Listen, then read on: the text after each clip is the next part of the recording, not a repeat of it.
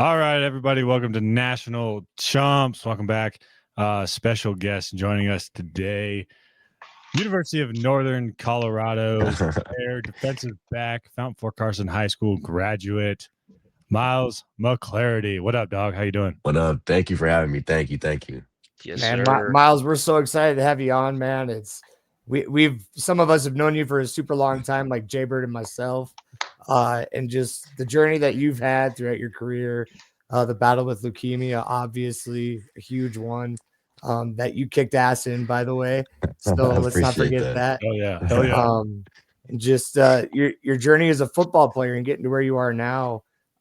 So let's just turn it over to you right away. Let's talk about your high school career, especially before your diagnosis. Because I mean, you're the talk Hell of of the a town player. out here. I mean, looking back, it's just crazy to think about just where I started when I first started playing football. I was small kid, played running back. Um, I actually played offensive guard or yeah, right guard in seventh grade. No way. And then Just like just yeah. like Rev, just like Rev. That's right. I was the Yeah. starting sixth grade center for the red team. Yeah. We were unreal that year. I Yeah, knew I who to played block, guard. so they threw me out I there. played guard. I played tight end. I played backer. But then high school, um, that's just really when I started playing defensive back. And freshman year, sophomore year, slowly progressed. And then junior year, that's the first year I started on varsity. That's when it all clicked and the game just really slowed down. I just got smarter. I got bigger physically. I was quicker mentally. So just seeing how far I've come from little league to high school is really crazy. Yeah, for sure. And then you went through your junior year. I remember watching quite a few of those games, saying Myles McClarity a lot on the intercom as the announcer, all those things. And then you kind of ran into some your trouble your junior year physically when you got diagnosed with leukemia, right? Yeah. Leukemia. So Mhm. would you mind just talking a little bit about uh, one, how you kind of found out about the news and just kind of the toll it took on you physically and mentally, and how you had to try to battle back through all that. Yeah. So I felt fine, my entire life. I've never had anything like that. And then the playoffs started. We played Golden High School Hmm. and we won big. I had a good game. That was probably one of the best games I played in high school. And then I got home and I look at my body and I just got like big bruises, like welts, all on my chest and on my arms. And I've never had anything like that. But me and my parents just chalked it up to like playoff football, playing hard. Sure. Um, and then we went up to Montrose, and that's like I don't It even was a remember how long. long It's a drive. We long we Long drive. way. Long we way. Long. left a day early We for did. We that practiced the day. game That sucked. That sucked. because of how far it was away. Hmm. We left the day before, stopped somewhere, hit a practice, got to Montrose, Hmm. stayed the night, I think in Grand Junction, somewhere around there, Yeah, something like and that. then I think we played at like 7 the next day too, Yeah, which was even worse. and But then drove back the day of the game. Oh, Oh, Yeah, but brutal. like that entire trip, I just had like a beating headache, and you know, I never done well with car rides, and we're going through the mountains and stuff, so I just assumed it was that. But Sure. like during the game, I'm winded, and I'm a guy that plays all snaps, no breather, no nothing. But I had to tap out the game, and that's something I've never done before. And then they scored the play. I got out the game, so I was like, screw that. I'm not coming back out. And then we go through the game, we get smashed, whatever. And then me and my parents actually stay up in Montrose. And as soon as I got to the hotel, I felt terrible. Like I couldn't get in the shower. I just felt sick. And then um, it just progressed week after week. We tested for everything. Um, and then eventually I had to go to urgent care for a nosebleed of all things, and then they took my blood, and that's how I found out that I had leukemia. So it was really a long journey to get to that point. But after the fact, after I found out, um, it was just really like go, go, go. Um, didn't really have time to think about what was going on or really the future. But once things settled down, I thought I was gonna, take a little chemo here, chemo there, and then get back to playing. But it obviously didn't work out that way, and I had to take a longer road, but still got through it. So it's all good. Yeah, because I think you were going into your senior year that next season, and Yeah. then there was kind of like it was kind of like the aftermath of COVID, and they were kind of talking Mm, about all this other stuff. And mm, like, I mean, what was your like weight when you were going through chemo? Like, what was the uh, lowest like physical point that you think you had weight um, I wise? I think I got down to about 115, Wow. maybe 110 pounds at the worst, and I started at like 180, Yeah. and I Yeah. lost that. I lost that quick, really quick. So it was definitely weird looking in the mirror and seeing skin and bones and loose skin. It wasn't a pretty sight. Yeah, And and like you said, that whole journey that you had from like your little league career to all that Mm, progress you made up until your junior year, like I'm sure you were feeling super great about yourself, and then you're just mm, blindsided by the whole diagnosis, getting down to yeah. that kind of weight. So Mm. when in this process did you really think that football could happen again for you? Yeah, it it took a while. I think probably maybe a year and a half, 2 years in, that's when I started working out on my own and trying to build a base to start getting back in shape. But there were times where I really didn't think football was a thing. I thought I was just gonna, try and coach or assist something or somewhere because it just got so bad. But I think it took about 2 years for me to really be confident uh, in my ability to get back. Talk about what was positive? Like, how did you Mm, stay positive through all that? Like, what were you leaning on? Like, how'd you mm, get through that? Because like, I couldn't imagine losing 80, 85 pounds and being like, man, I look forward to whatever, right? yeah. It'd be so tough. What'd you lean on? I really just leaned on my friends and family. My mom and my stepdad. They they were just my rock during that time. Uh, you, they were just happy all the time, even though I know it was hard on them. mm, And then my friends, they would come and just chill in my room, and we would just talk about what was going on in school because I wasn't going to school at that time, and um, just how the team was doing. And it was just nice to be able to laugh and forget that um, I'm not in a good spot. But yeah, really, my friends and family is what helped me get through all that. Yeah, that's I mean, you think about it, something is just as little as conversations just getting you through such a difficult time, and that power of positivity and just perseverance just getting you through it. That's crazy. Mm, So then your senior year, CHSA decided to grant you your last year of eligibility. mm, So kind of walk us through your senior year emotions wise, where you were at. I know that it wasn't really the guys that you maybe didn't necessarily grow up with or have your senior year with, it was kind of a yeah. different class. So Mm, just kind of talk us through that last season of football for your senior year. yeah. It was honestly a great season. I would really wouldn't have it any other way. But from the start, we started spring OTAs, and the first day I break my wrist doing something stupid like a cone drill, and I put my hand to touch the line, and I just do it the wrong way, and I break a bone in my wrist. So it started off bumpy. Um, so I went through all the summer, worked out, tried to get as much back as I could, and then um, just during the season, it was an adjustment. Just thinking I have thinking I'm one way, but my body being another way and having to adjust how I play. I had to play a completely different way than I did before, just because my body didn't move like it used to. Sure. And Yeah.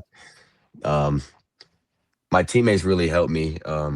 I was visibly frustrated all the time just because I wasn't able to do what I used to be able to. But uh, those guys were awesome, man. They would joke that I was old or what have you, even though I was a year older than those dudes. But those guys are awesome. That was a great year, honestly.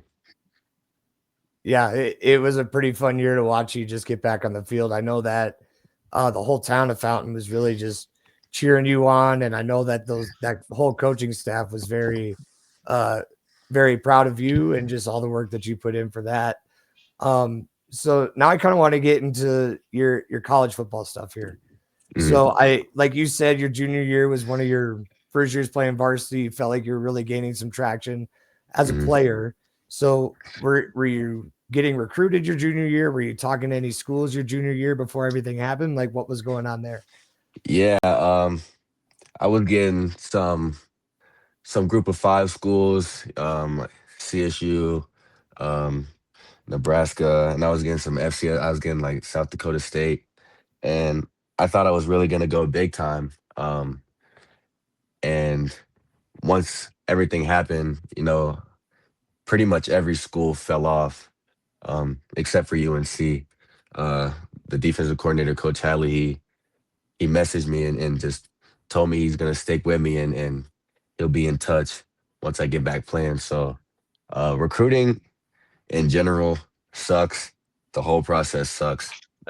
That's what people don't tell you. Recruiting is terrible, but just having a school that's able to just have faith in the player that I am, even though I'm going through something, is really special. Yeah, no doubt about that. So were you committed to UNC during that last year of football you had at the high school, or were you still kind of floating it out there? Were you still talking to some other programs? Like what was kind Yeah, of going I on was. there between junior and Yeah, senior year? I didn't commit until after my final year. So I was still testing the waters at that time, going on visits. Um, yeah, I was going on a bunch of game days. I would go on game day visits right after a game. We'd leave the stadium and start driving to wherever we were going. So I was definitely still in the hunt. Where was your, other than UNC obviously? Where is one of Mhm. your favorite game day visits? My favorite game day visit was for sure South Dakota State. Okay, Uh, I got to go with banger. a couple of my teammates. Um, they played North Dakota State, Oh, great so game. big rivalry, a lot Yeah. of Yeah. history. Um, Jackrabbits, it's a great school, man. Yeah. yeah. I Their stadium is crazy. They have crazy facilities. the Uh, checkerboard end zone, like checkerboard was so cool. that. Yeah, South Dakota State, amazing facility, amazing campus. Yeah. Actually, I was going to go there after high school, Hmm. but then I went on some different endeavors to play some baseball. But I mean, like, what was the biggest thing that you felt like you had to prove, especially that senior year, to these schools that Hmm. maybe wrote you off or maybe bringing you back in for a visit? Like, what did you feel Yeah. like was the biggest thing that you had to prove to those people? Um, I just felt like I had to prove that I was still the same guy. Um, in the winter of me coming back, South Dakota State actually came and watched me and a couple of my teammates work out. And then like I messaged him like right after he left, and then he never hit me back. So Oh, um, from that point on, I had to prove to everybody that I'm still the same guy. I'm still the same player. I got the same mind, even though my body's not the same, but I still got the same work ethic, the same um, mindset, the same mental side of the game. That's really what I had to prove. Yeah, I think you have. I mean, a year and a half, 2 years of dealing with, chemo treatments, leukemia, battling the cancer, coming back, Mm, playing a year of football, and then being able to commit to a great school at UNC and be a part of this turnaround that you guys are currently in the middle of. And we were yeah. talking a little bit about this before the show. it seems like the Golden Bears are either winning games or they're in the 1-score games. Mm, And this is compared to like 1-win seasons, 0-win seasons before you even got there. mm, So what do you think has kind of been the key for your guys's, turnaround mm. at UNC and making some noise in the Big Sky? I think it's just sticking with the program. Obviously, nobody wants to win one game or no games, but just the people that just keep showing up, keep lifting, keep grinding. Those are the guys that are contributing now, and it shows. They're making big plays. We're sticking with teams. The Big Sky is the premier conference in FCS, and we're able to stick in with these top 10 teams. So I just think the people that really bought in, Coach Lamb says, uh, respect every opponent and bow to no program. And uh, to play at UNC, you have to really embody that because we don't have the most money, we don't have the most attention, but uh, as you can see, we're still able to compete. Yeah, for sure. And I think like, respecting your opponents is huge because I feel like there's a lot of people out there that might look at the FCS and compare it to the FBS. And I mean, they Mhm. are two totally different entities, but like you said, the South Dakota State NDSU rivalry is huge. Mhm. So like playing at UNC, being a part of a D1 program, especially after what you've been through, and I'm sure what you've heard from some of your friends who are at different programs. Like I was talking to another kid in the press box the other day who's going to Adams State right now, Caleb Keats.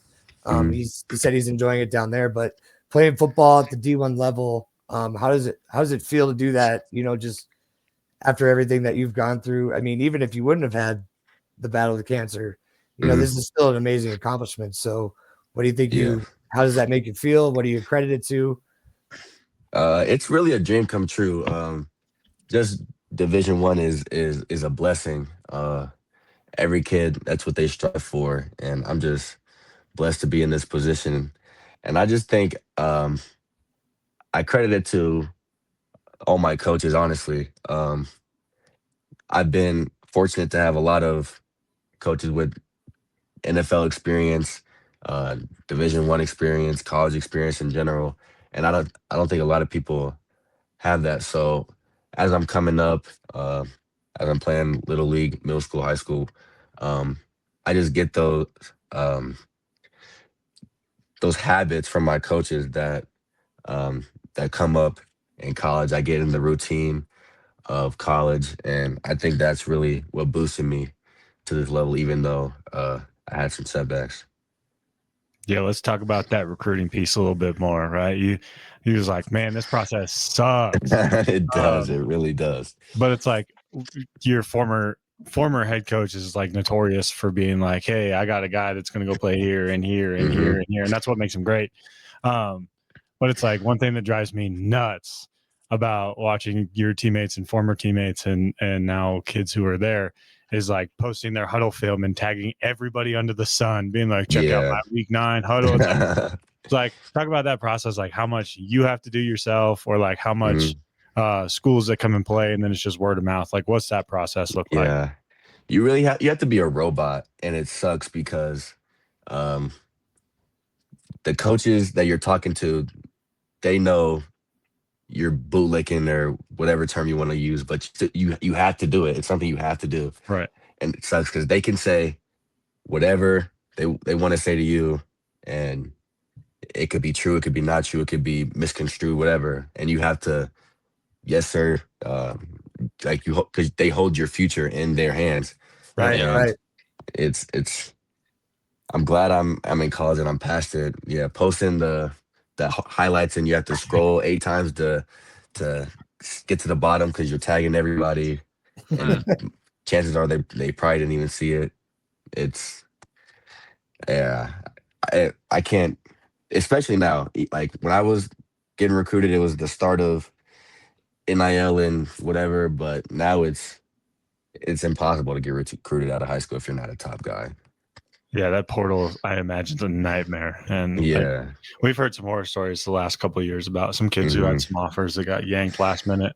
Yep. And I coached college baseball in the summer, and there was kids who got in the portal, and as soon as they got in the portal, it was like, oh no, I made a mistake. Yeah. Shouldn't have got in this Everybody thing. is in the portal. Like they talk to us about the portal before every season, and there are hundreds of thousands of people still in the portal. And like you if you don't know the scope of your recruiting before you hop in and you just go, I mean it's kill or be killed in there, man. You might drown in the portal. A lot of people drown in the portal. Yep. So it's tough. You end up begging for spots when no one's got them. Yeah, exactly. No one comes begging for you. That's Nope. the downside. Mhm. That's the hard part. Yeah. So you're at UNC. You're liking things there. Things are going good. Where do you see the trajectory of this program going in the next 5 years? I think we are on the up and up. Just the vibe and the team, the performance on the field.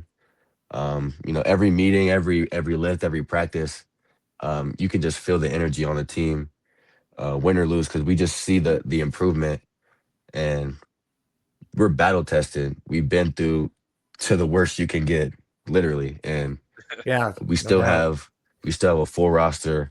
We still have wins on the in the scoreboard. So I really see big things happening in UNC in the next couple of years.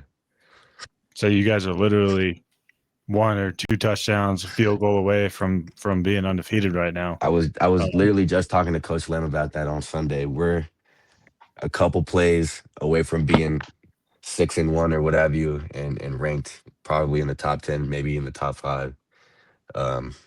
Yeah. Yeah, it's just the nature of football, though. And then we Can't get to win 'em all. put you guys on the upset special and Yeah, next year yeah. when it's like which FCS team's gonna pull the upset in week 1. How about UNC? How about it? How we feel? Well, and I Yeah. know they got to compete with their basketball team up there because Yeah. that Mhm. basketball team is pretty loaded too. Yeah, I can't wait till basketball starts. I was just talking about that the other day. We actually we fill out basketball games pretty well. The team's good. I can't believe we lost in the tournament Yeah, last year. That sucked. Yeah. But that at least Montana lost in the first round, so I guess it's Fair fine. enough. makes you feel a little bit better about Yeah. things. Yeah. Heard they might be changing their nickname to the Pandas. I don't know. I don't know. That's just what I guess that's what the guys in South Sacramento say. I don't know. I hope they make that a thing. I hope that they put it all over the bulletin board. Do it. Yeah, Sacramento's a different kind of place. And so Mike Vick running the show, right? Who's running the show at Sac State? I thought it was Mike Vick. Where's he at? He's at Norfolk State. Norfolk. Okay. yeah, all right. I was gonna say I don't think Michael Vick's in Sacramento. I got my but green and gold backwards. Sorry. he's got to be somewhere in Virginia. That's his home. Yeah. That's his home. Still So on the ankle monitor, can't leave for a few more years. So it sounds like you and the head coach obviously have a pretty good relationship. You're able to talk to him about Sundays. To be respectful here, how big was the relationship with the coaches that you either built your junior year going into your senior year? Like, how big was that for you in the process of being recruited? Relationships are huge. If you can really get a genuine relationship with a coach during recruiting, that boosts you a lot. They're more willing to keep it real with you. They'll tell you things that they usually won't tell other people, and it's still a business at the end of the day. So it's transactional. If you're playing good, your relationship will probably be better. But um, yeah, relationships are really big, and that's something UNC does really, really well. They're like genuinely good people at this school, so that's pretty good. Love that. So we got a few more minutes left here. So I'm going to ask you for 2 pieces of advice. I want you to give advice to anybody that might be battling through a cancer battle, leukemia, whatever it may be, who might be, in a situation where it was either worse than you or not quite as bad as you've gotten yet. If you could give a tidbit to anybody out there battling a fight that was similar to yours, what would be something that you would tell those people? Um, I just tell them what I got told at the very beginning is just believe in the dark. My DB coach in high school told me that as soon as I got home, and basically that just means um, rock bottom is it's it's a hypothetical. Rock bottom is not a real thing. I don't think, but you can always go up. Um, you can always go down, but you have to believe in where you are at that very moment. That you as a person can get through anything. You have to lean on whatever you need to lean on. You need to fight, claw. But life is worth living and it's worth fighting for. So I think belief in um, just wanting something is enough to really boost you physically. I think um, my belief, but also the belief of other people in me really healed me physically. When I'm with friends, I physically feel better. So I think that's the advice that I have for anybody going through anything like that. Some really rock solid advice.